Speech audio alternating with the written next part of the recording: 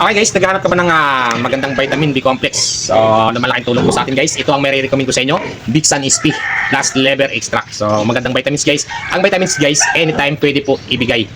Pwede sa buntis, pwede sa dumalaga, bago pabulugan. So, safe po siya.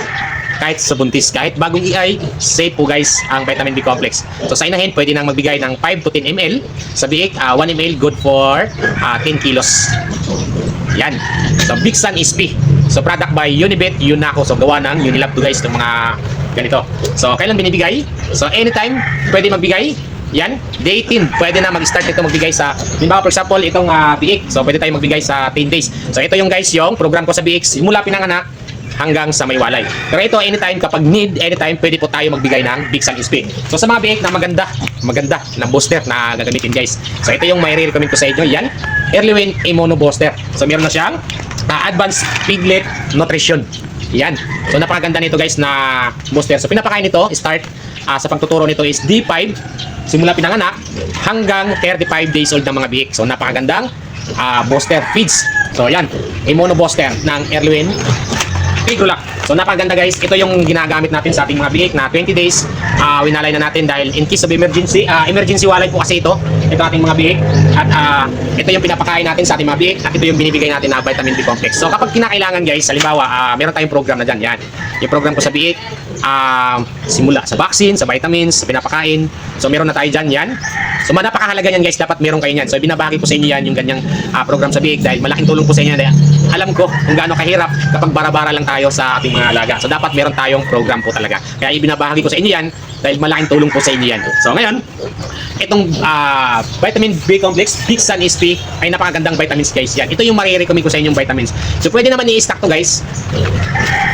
Yan. Pwede naman natin i-stack to, wag lang painitan. At kung hindi nagagamitin, mas maganda kung papatakan natin ng kandila dito para hindi singaw, pwede itago. At meron niyang expiration, katulad nito, yung expiration nito is 2027 pa. So pwedeng itago po ito. So hanggat hindi expired, pwede po gamitin ito basta naka-shield ng maayos. So yan. So sa mga inahin, sa mga fattening, so sa barako, ang ganda nito guys, yung vitamin B complex na Bixan SP, pwede ito sa mga after mabulugan na dumalaga. Pampadami din ito ng biik. Yan. Ito pampalakas, pampalusog, pampasigla at pampadami ng biik. So biik, inahin, fattening, pwede po ito ang Bixan SP. So nagbibigay tayo nito sa mga inahin 100 days, 101 days or sa bagong panganak na inahin. So binibigay natin sa bagong panganak dahil kailangan nila ng mabilis na manumbalik yung kanilang lakas para mabilis makarecover. So 10 ml lang yung binibigay ko dito guys. So kapag prevention lang sa mga inahin, halimbawa nagbibigay ka ng prevention, pwede na sa 5 ml. So ang ganda nito guys, may liver extract siya. So anti-anemia. So kahit hindi ka na magbigay sa inahing buntis ng iron, basta nakapagbigay ka nito, okay na po yun. Yan, sa mga biik, so kailangan din talaga natin mag-iron.